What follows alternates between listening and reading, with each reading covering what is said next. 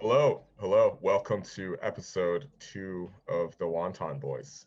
I'm Edbert, and once again we have Peter. Yeah, so I'm Peta. Peter. Welcome back to the Wonton Boys. So this episode, we're going to talk about the rise and fall of big box stores in both China and America. When Americans think about China, I think initially for the past 20 years, it's really always been about how China is this place for cheap labor and the production of like all these cheaply made goods. And so their first point of contact with Chinese manufacturing has always been, as I remember, Walmart and these big box stores. And this sort of interaction between Chinese factories, production, and American consumers is a very kind of common trope. Yes, because a lot of products, like a lot of vintage American products, like we're talking about like Nike, Converse, like those things that are made in the 80s, actually they're all made in China, believe it or not. So I would say yeah, China and America, like a lot of these ties already started starting by the manufacturing and ended up at these big box stores, namely Target, Walmart, Wegmans. And now Amazon, right? It's a big box store in the digital realm when you think about it. It's just another set of space, which is not three-dimensional but online. But what's really interesting too is I realized that in China throughout, since the 1990s, like Chinese cities has been learning a lot from places like Hong Kong to also introduce a lot of these malls and big box stores in their cities. And they're kind of like the kind of sprouting, the sprouting kind of structure in the city that symbolizes, the modern life. And actually Chinese people like those stores a lot. I mean, like I remember like growing up always wanting like a supermarket, Walmart, I would like it a lot. But now a lot of like even fancier markets has come out, kind of like overran Walmart. And Walmart is actually not doing so well in China, in the past few years.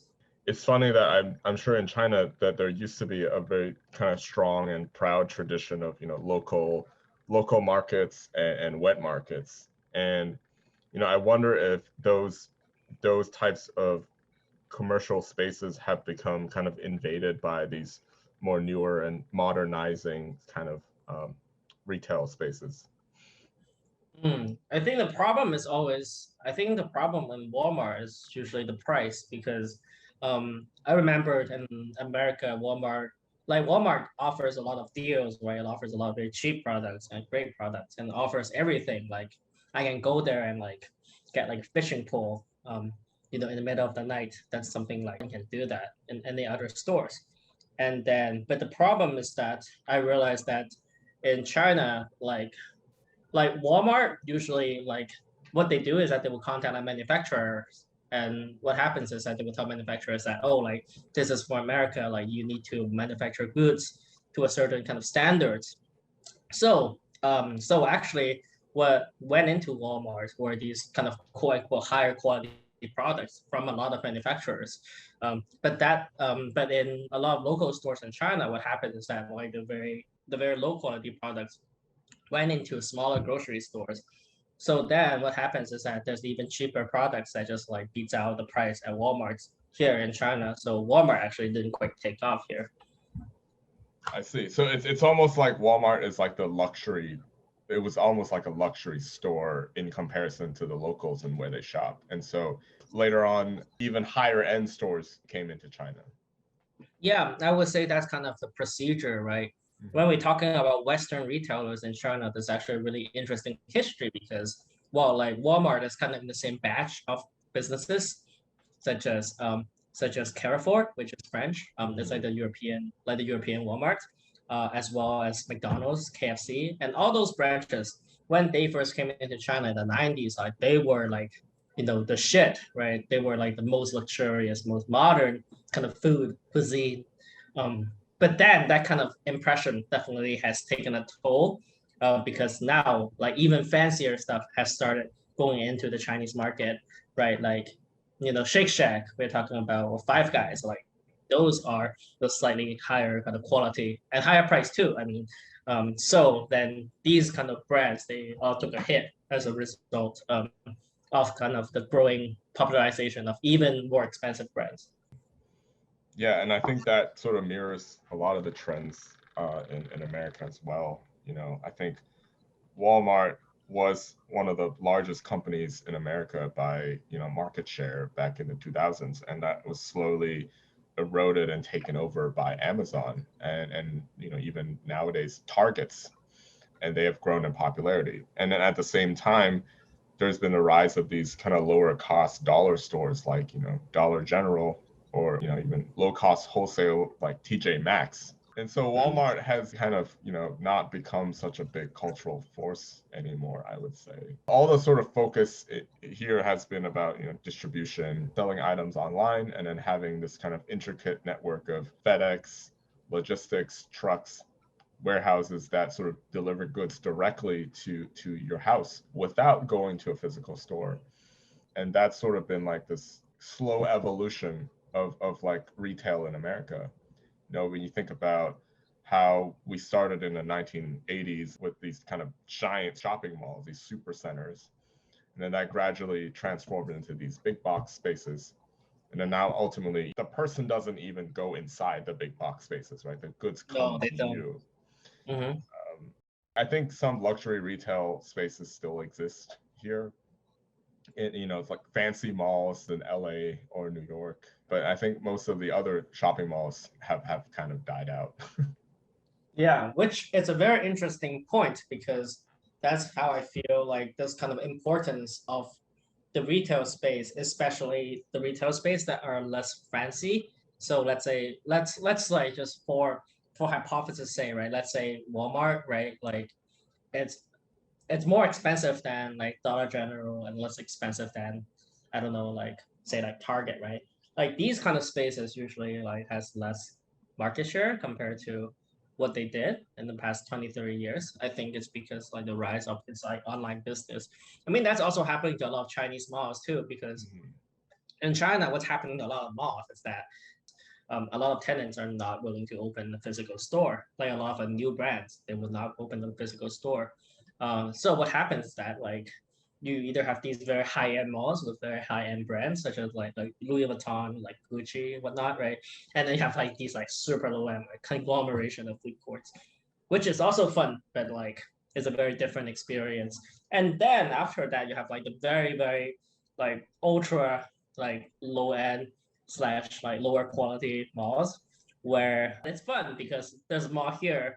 Actually, they made it into like a Disneyland, like there's like different theme sections of the mall.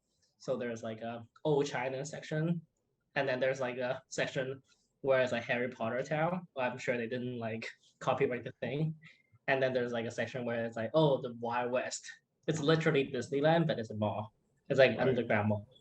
Yeah. Yeah, that sounds super amazing, and I think it reminds me of those '90s malls in Hong Kong, right, where it wasn't Definitely. so fancy yet. It's like you get these little kind of small mom and pop shops that sell kind of all kind of random things, but then those kind of coexist alongside some of the other kind of Western brands that were kind of emerging. But that Yeah. was 30 years ago. But Yeah, and also I realized that a lot of brands that go into like brands are starting to be very like target specific. Like they open a store for a very particular purpose. Like so sometimes what I'm saying is that sometimes they don't even open the store for like selling sake. Like they just open the store so they can take pictures of the store and then they sell the stuff online. So I think that has also changed a lot in terms of like malls and like retail. But also, I mean, a fact is also like a lot of big box stores are dying in China. It's also because of like the density of the population. So like like there's a lot of shops right in like per square kilometer in like a Chinese city. So there are just naturally more competitors. Wet market is also one of the competitors too. right. Are you saying like how as the Chinese cities keep growing in size, like there just becomes more and more retail, and so at some point there's like a law of diminishing returns where there's just so much competition that some of the retail just eventually goes away. Oh no, I think Chinese people love malls. Mm, I think like I think the contrary. I think Chinese people love malls. Like You know, like they think of malls as like more higher like form of retail compared to compared to a lot of like mom and pop shops. You know, Mhm. like in Guangzhou, actually, there's like an indoor skiing mall where like you can go Yeah. indoor ski, and then there are like a lot of tracks. Yeah, it's Nice. crazy. Nice.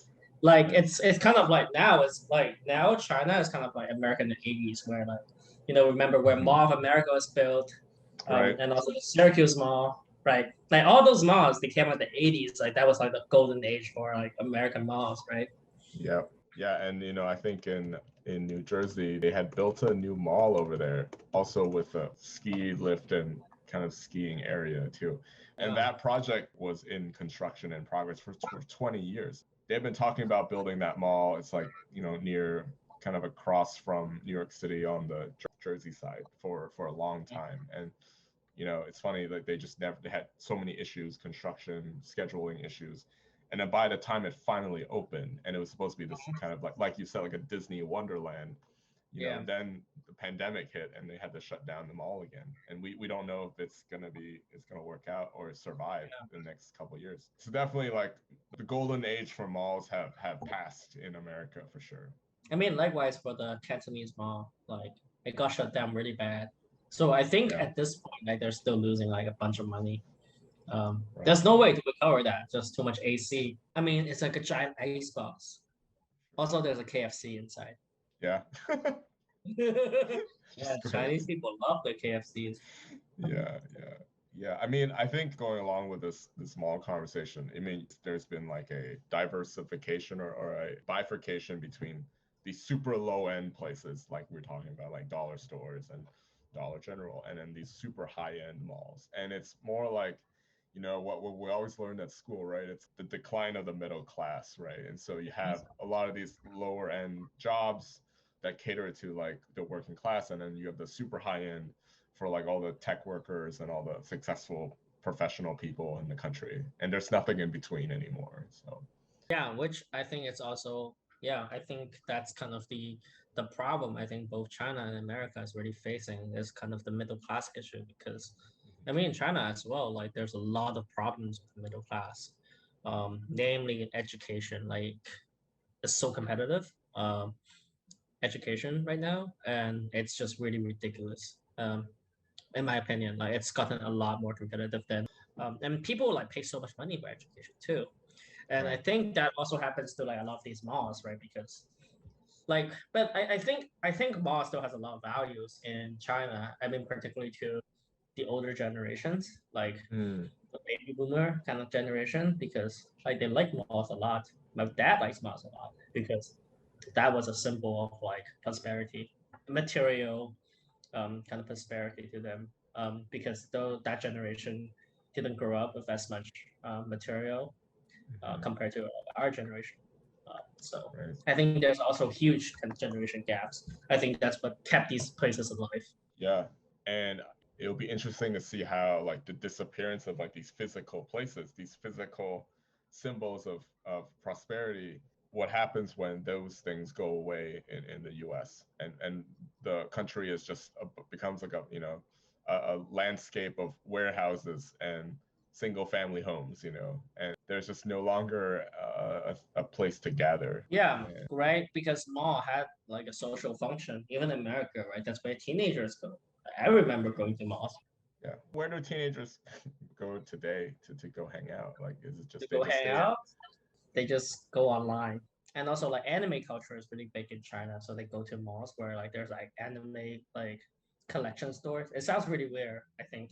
I mean to American audience, but that's what they do. Like it's very common in China. Like believe it or not, the anime industry has like pumped out like 3 or 4 public companies already. But Yeah. that's for another day. I mean, um, but yeah, but like that's what they do. Like mall, I think still has kind of the social function, but it's still declining in my opinion because in China for different reasons though. Because now like people just work so many hours, they don't really Mm. have time to do anything else.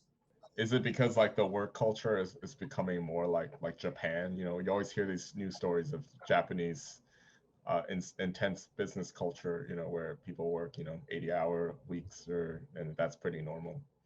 Yeah, yeah, I think it's becoming more like Japan because like people are becoming more competitive, and I think, and more than that, I think people just don't know how to work smart. Mm. Like the management don't really know how to like play smart, I think. So then people just wind up like doing a lot of like useless work. That happens in Japan a lot too. Of course, some of that happens here as well. For sure. Yeah, but the extent Yeah. is really different, I think. So, well, I mean, on a more optimistic note, at least America has opened up. People can go on the streets and like go to these physical spaces again. Yes, yes. I think this past year, everyone was not thinking about malls. We had no choice. We were only just shopping online because that was our only place to go shopping. And now Yes. that we've come back, it's like, okay, well, what what should be changed about it? What do you miss about going physical shopping, and what are all the things that the online revolution can't deliver to you?